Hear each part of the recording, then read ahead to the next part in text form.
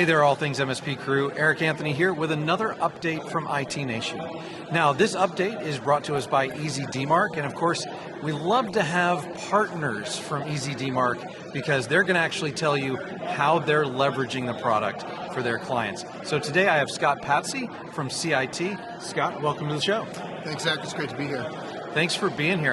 IT Nation seems like it always has a really good buzz, but this year, I think it's taken up a notch. I think so too. The attendance seems great.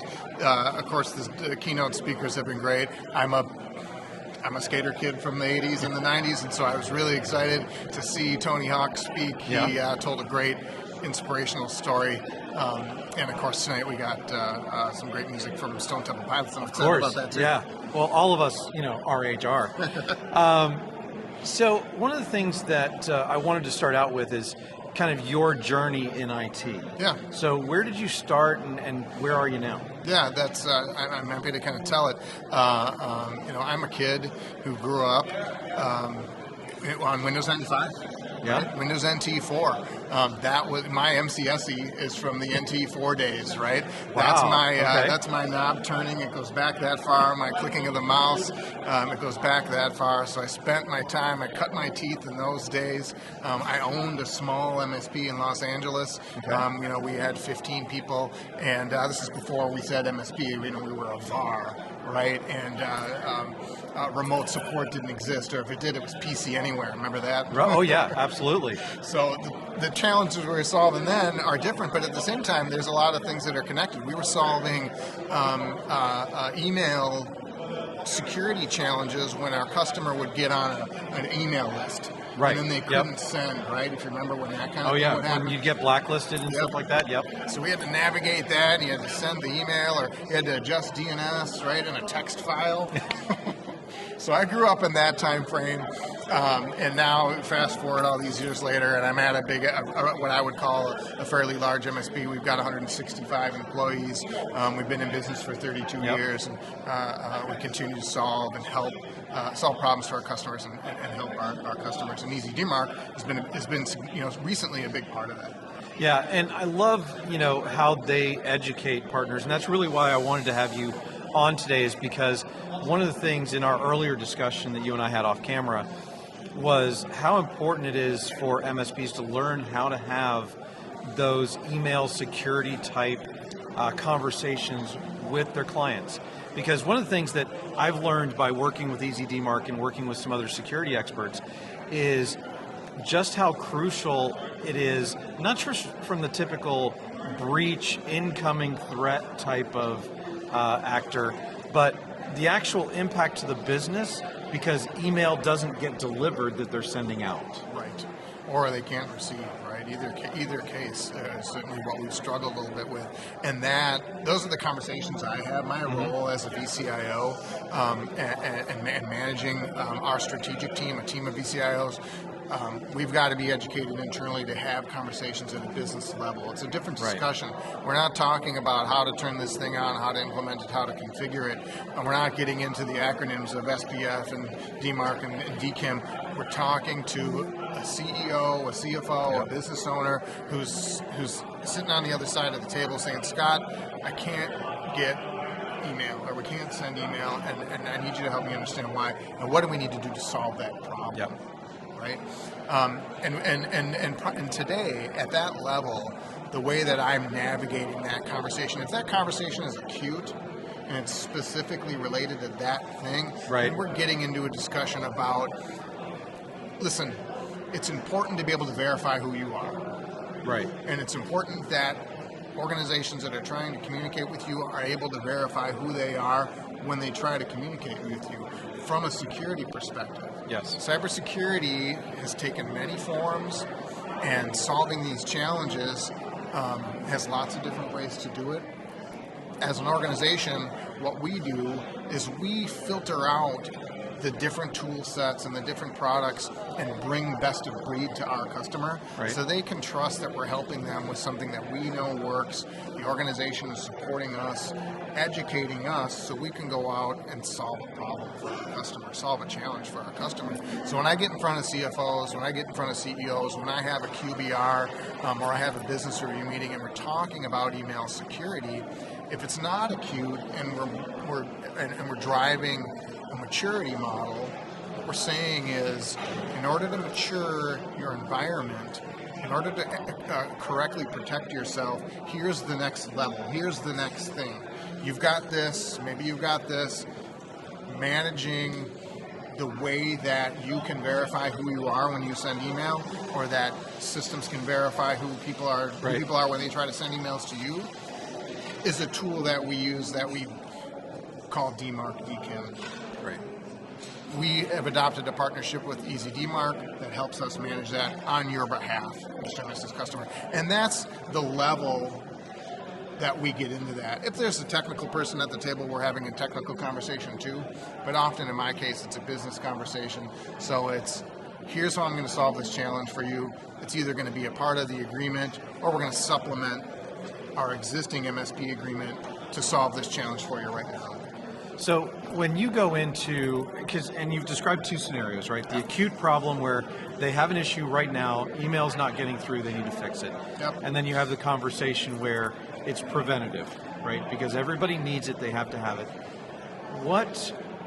The acute is pretty easy because they're coming to you, right? They already have pain, you're going to solve that pain, that's an easy conversation. That's a conversation that we're all used to. Yeah. But what about the conversation where it's more preventative, you're trying to add it to part of their stack? What does that conversation look like when you're approaching a customer, again, from the business outcome standpoint? Yep. So you got to be careful with those conversations, right? Because too many preventative conversations start to feel like, Scott, I'm confused with all of this acronym and all these different things you're bringing to me. MFA and EDR and DKIM and DMARC and timeout.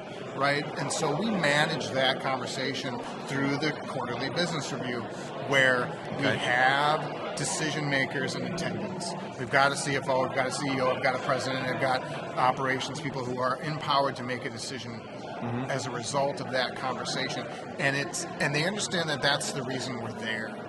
They understand that the reason we're here in this quarterly business review is not to try to sell you something. It is to have strategic conversations about, this is what's coming, this is what you need to know about, these are the things we are going to be talking to you about, these are the things you need to budget for, right? Yep. Because at the end of the day, those are the conversations that those people need to have. How does this impact my budget, Scott? Well, budget is one. And then one of the other ways, and this was on another interview that I did with an EasyDMARC partner, they talked about the actual numbers. They asked the question, if your marketing emails stopped going out today, stopped being delivered today, because going out they just wouldn't get delivered, what would the financial impact be if those emails were not landing in inboxes? And I think that's a powerful conversation. Yep, absolutely it is. It's really important, in my opinion, to make sure that on a regular basis through that quarterly meeting, through a business review meeting, we're having a conversation that allows our customer even to talk about what is important to them. And they say things like, I need you as my technology partner, Scott, to protect us from cybersecurity threat. We need you to protect us from these things that are going to impact our business negatively, right? And so that's where we use the maturity model to continue to mature the way that they absorb and the way that they consume technology, to say, here's what's next. We're going to use this tool to protect your incoming and outgoing email, to make sure that you can get the emails you need to get, to make sure that you can send the emails you need to get. That's the next part of that's included in the next part of our agreement. That's how we're supplementing and providing you with the protection tools that are needed for your business. So you mentioned operational maturity levels, and those have different definitions, depending on kind of where you are in the space. What do you guys use as kind of those definitions of operational maturity level? Sure. So I use I use a tool through ScalePad. Okay. That ScalePad acquired about a year or so ago called Lifecycle Insights, and that helps me develop that maturity model. right? So we can use that to drive, and I use the NIST framework, Okay. which ultimately is the thing that helps drive that maturity into the different levels and layers of security. Okay. And we educate the customer about the NIST framework. This is the framework we're using. We're not just making this up when we come here, right? We're using a very industry standard framework to do that, and that's the thing that guides us, Right. in turn, to communicate that to the customer. Right? Because that, using a standardized framework like that gives you defensibility is the word that I would use. Yeah, I like that. It allows you to say, hey, we took this recognized framework and we built your security around that framework. Now, when it comes to DMARC, where does DMARC sit in that maturity model? Sure. So it's interesting you'd ask that question. There are things that are moving around a little bit from time to time, and the NIST framework starts at baseline. Right. Right? And baseline has things like MFA in it now, right? Which maybe would have been in evolving. Right? So we've got some times where things are moving around a little bit, and I just sat down with a team member who helps me kind of manage where the different elements sit in the different pieces of the NIST framework, and we actually just moved DMARC into baseline. This really is a baseline element that the customer needs to have. You need this process in place. You need these configurations completed for you, so that we're not tripping up against a scenario where it's impacting your business. Yeah, and I think that's very true. I agree that DMARC is very baseline at this point because communication has moved from telephone to email. I think email right now probably to be replaced by messaging somewhere in the future. Sure. Maybe not even too far in the future, but for right now, email is the way work gets done, critical work gets done. It's the way quotes come in. It's the way you send a quote back out. Yeah. RFPs, all of those are delivered by email today. Yep. And so if you are not creating that barrier around your email system to make sure that nobody can impersonate you, number one, and then also to make sure that you get your emails delivered is critically important to every step in your business process. Yep. And once you start having that conversation and elaborating on that around with a business leader, they're quick to realize that. I think everyone is quick to realize now that so much of what we do is dependent on all this, not only today, but every business decision that you're thinking about making, every business initiative that you have is somehow dependent on or connected to technology, right? And so those are things we're trying to capture. And so when I hear a customer say, Scott, we want you to help protect us from cybersecurity threats and help make sure our business isn't disrupted, that's a statement. I call that the "you told us" statement, and that's the statement. And you laugh about it, and I don't use it in a derogatory way. No, I know. Yeah, and I would never use it as I told you so, But I heard you say, Mr. and Mrs. Customer, you want me to protect you from cybersecurity threats. You want to make sure that I've implemented the right tool set for your environment so that you don't have disruption in your business. Yeah. Solving the DMARC problem for you is part of doing that, right? Yep. And then they connect their need to my thing, and value is realized. Yeah. And, I heard you say is so powerful when you're having a sales conversation. I think that is one of the most powerful statements you can make because, number one, you're telling them that you heard them, right? Yeah. They feel heard, and you cannot downplay the importance of a client feeling heard, right? And then, because you're using their own words, you say, I heard you say that you want ABC. Well, in order to get ABC, you have to do X, Y, and Z. Right. It's as simple as that. That's exactly right. Yep. If only it was actually that easy. I know. So, there's obviously nuances, but I think that if you can start the conversation around how critical email communications is, I think that's probably a great place to start. I think a lot of us have not had those conversations because email has very slowly evolved into the criticality that it has. Yeah. And we didn't have this big shift real fast where it was noticeable. Yeah. But now that it's there, we need to take care of it. Well, and the option, the way that email and business through email can get disrupted is different than it was, say, 4 or 5 Oh, years of course, ago, right? yes. When they were still lingering on-premise Exchange servers, right? We dealt with all the nuance of a server and Windows updates and all of that. And now when all of that is shifted to a cloud, service, the majority of that being Office 365, the threats are different.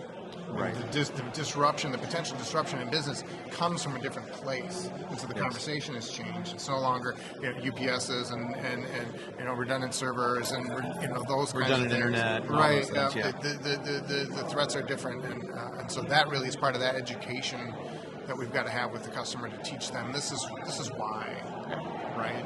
Oh, I thought moving to Office 365 was going to. Well, yes. Listen, we've done a lot of things to protect your environment by doing that, but it comes with its own challenges. Comes with its own challenges. I would go further than that to say, in this particular case, with EasyDMARC, with respect to being able to talk to my customers about that and educate them about these kind of reasons why and capture the "you told us" statement, is when we get to the point where we're going to talk about here's the addition to my agreement from a cost perspective, it's extremely palatable.